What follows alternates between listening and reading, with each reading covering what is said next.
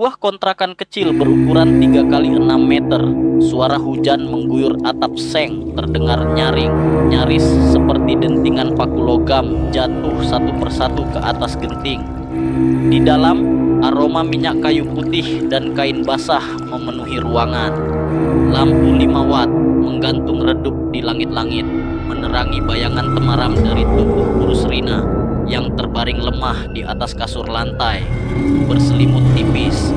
Wajahnya pucat, bibirnya pecah-pecah, matanya sayu menatap ke arah jendela yang berkabut. "Mas, aku pusing banget." Suara Rina nyaris tak terdengar.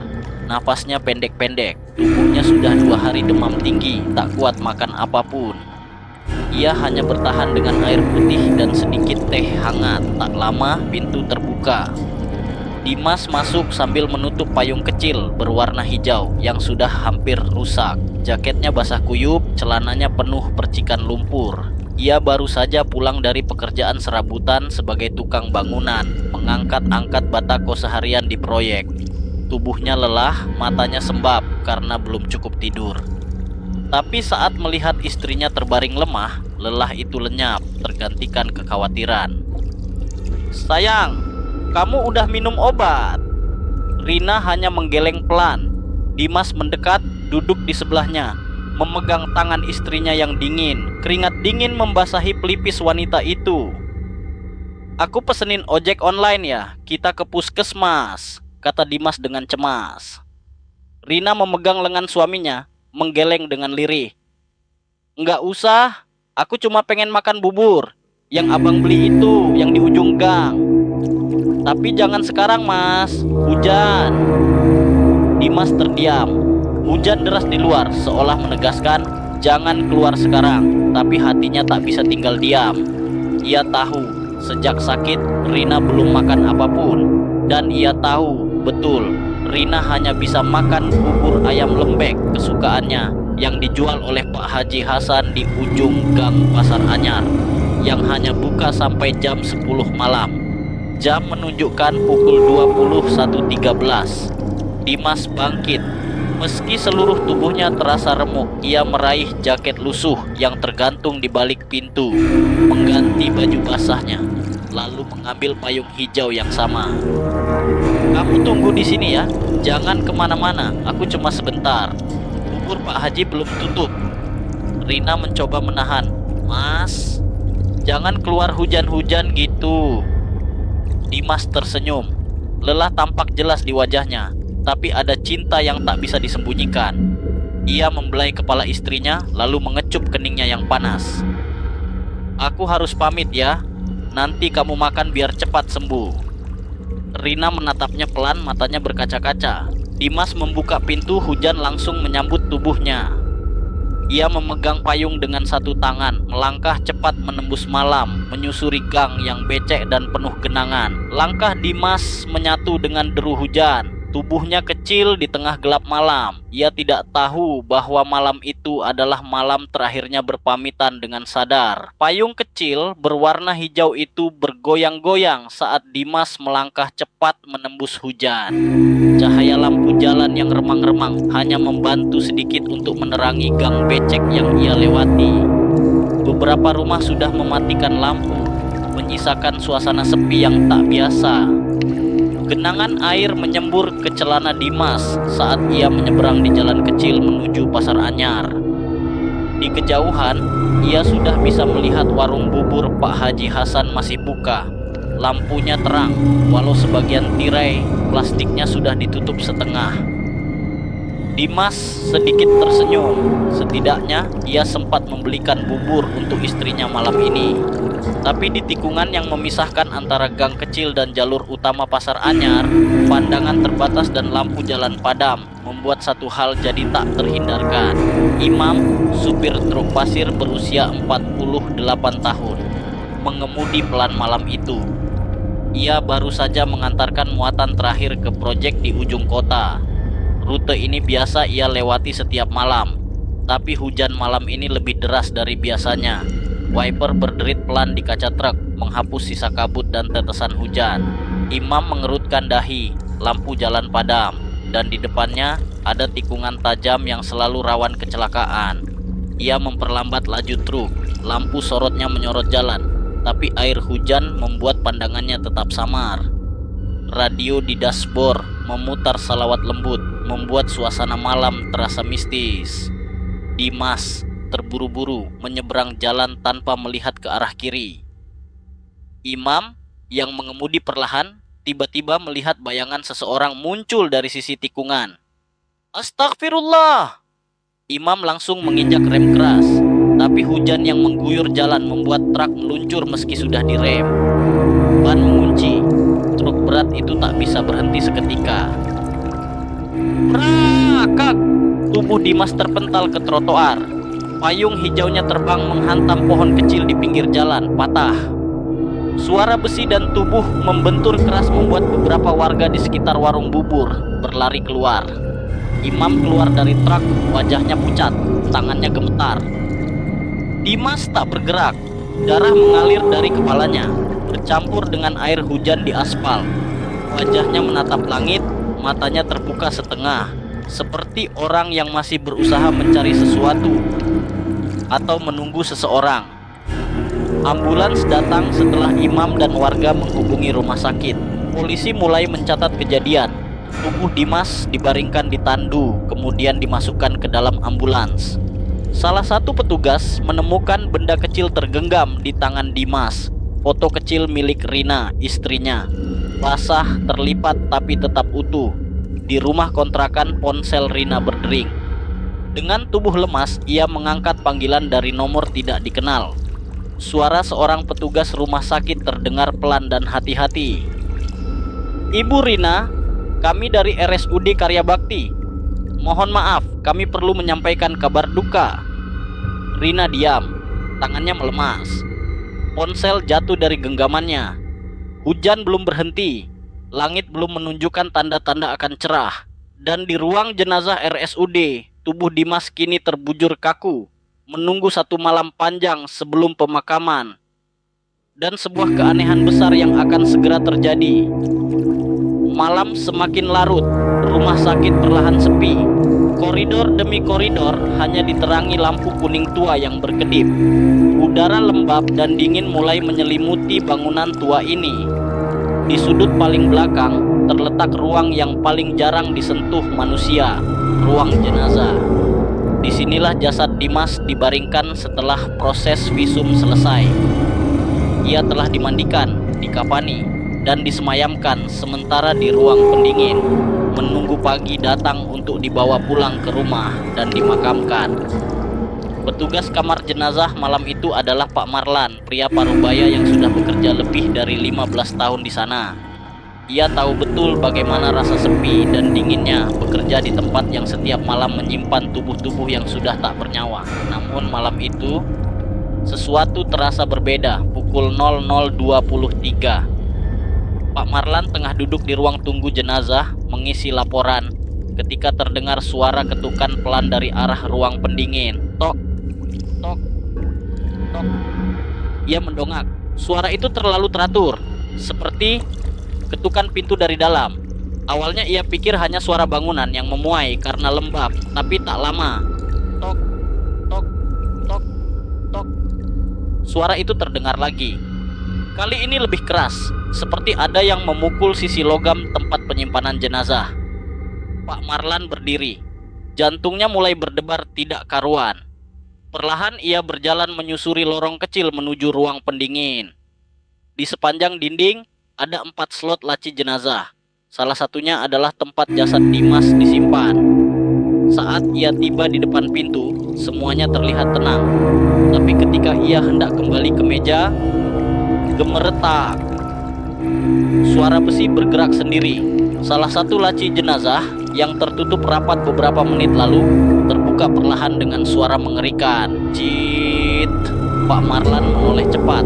Laci jenazah itu terbuka dan tubuh Dimas tidak ada di dalamnya. Ia mundur 2 langkah, matanya menatap ruang kosong itu. Perban dan kain kafan tergeletak rapi, tapi tubuh jenazah yang seharusnya terbungkus lenyap. Tiba-tiba Pak Marlan mencium aroma tak biasa. Bukan bau formalin, bukan bau darah, tapi bau tanah basah dan bunga melati. Ia berbalik. Pintu ruang pendingin terbuka sedikit. Di lantai terlihat jejak kaki basah membentuk pola kaki telanjang yang mengarah keluar. Jejak itu tertinggal jelas di lantai putih rumah sakit. Pak Marlan ingin berteriak, tapi suaranya tercekat. Tangannya gemetar saat meraih HT, handy talkie. Namun alat itu mati total.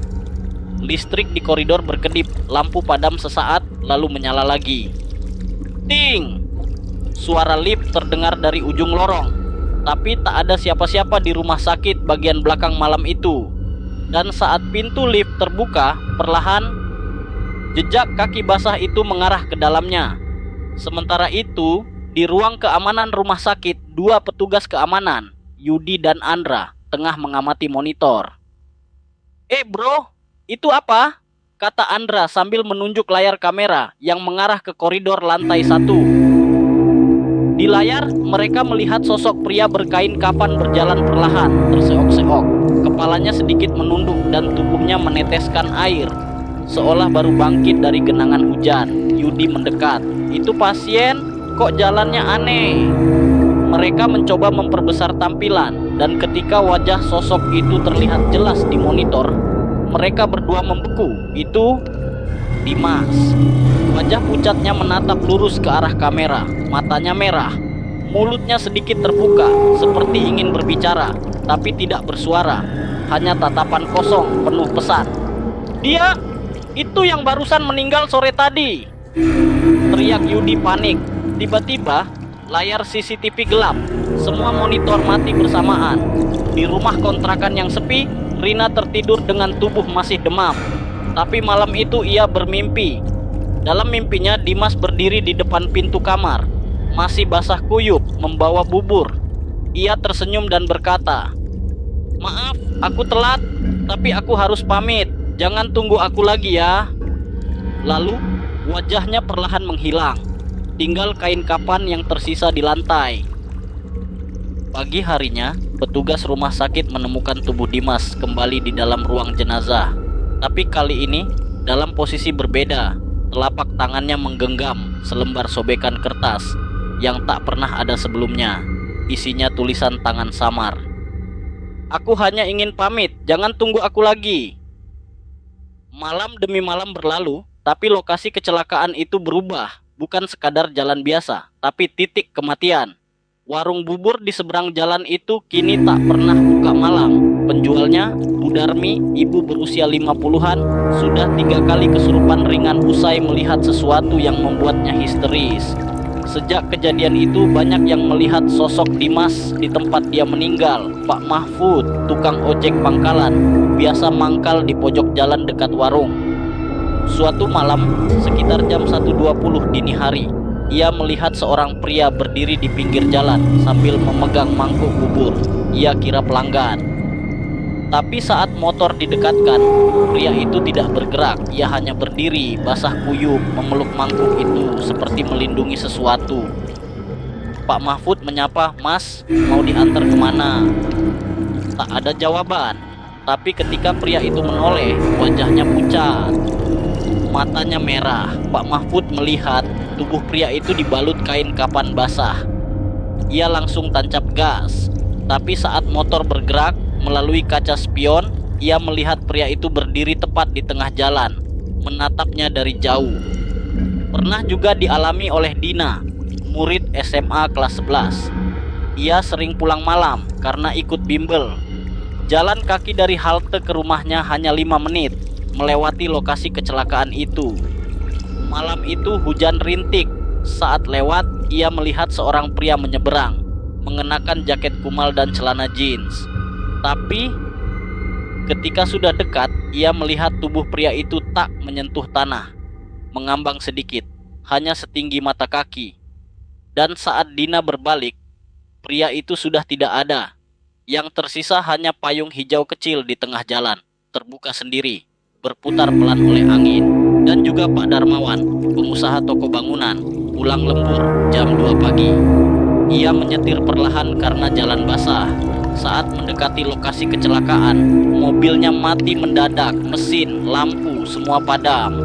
Saat menoleh ke kaca depan, seorang pria menunduk menatapnya, berdiri di depan kap mobil. Mata merah, kain kapan basah menetes. Tangan kanannya membawa bubur, tangan kirinya menggenggam sesuatu, foto seorang wanita. Pak Darmawan menjerit, tapi tubuhnya terkunci. Dan tepat saat pria itu mengangkat tangan, semua lampu mobil menyala kembali. Tapi pria itu sudah hilang. Cerita mulai menyebar, desas-desus mulai terdengar. Kalau kamu lewat jalan itu malam-malam dan bawa bubur, hati-hati, dia akan mengikuti. Kalau kamu dengar suara mangkuk pecah padahal jalan sepi, jangan menoleh. Jangan injak bekas payung hijau di aspal, itu tempat terakhir kakinya berpijak. Pemilik warung dekat lokasi, Pak Yayan, memasang CCTV karena takut maling. Tapi dalam salah satu rekaman terlihat seseorang menyeberang jalan. Tapi saat diperbesar, wajahnya tanpa ekspresi. Ia menatap kamera selama 7 detik, kepalanya perlahan miring ke kanan, lalu ke kiri, seperti sedang memecahkan leher sendiri. Video itu viral di grup WA warga, tapi tak ada yang bisa menjelaskan siapa itu. Dari semua kesaksian, satu hal yang sama, arwah Dimas tidak gentayangan untuk menakut-nakuti, tapi seperti menunggu sesuatu. Ia selalu terlihat memegang bubur. Ia selalu berdiri di posisi yang sama. Titik dia tertabrak. Ia tidak bersuara, hanya memandang seolah ingin bicara, tapi tak tahu caranya. Karena satu hal, Dimas belum sempat berpamitan.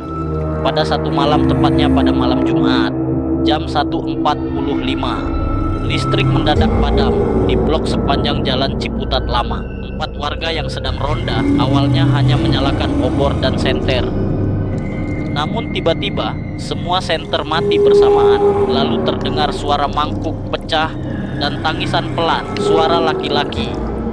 Mereka memandang ke arah tengah jalan. Di sana berdiri sosok berkapan, tak bergerak. Tapi perlahan ia mengangkat tangan. Salah satu warga, Pak Tony, langsung kerasukan. Ia merintih seperti kesakitan, lalu berkata dengan suara parau, "Bilang ke istriku, aku belum pulang. Aku belum sempat pamit." Lalu Pak Tony jatuh pingsan. Di waktu yang hampir bersamaan, di rumah kontrakan tempat Rina tinggal, ia terbangun dengan tubuh gemetar.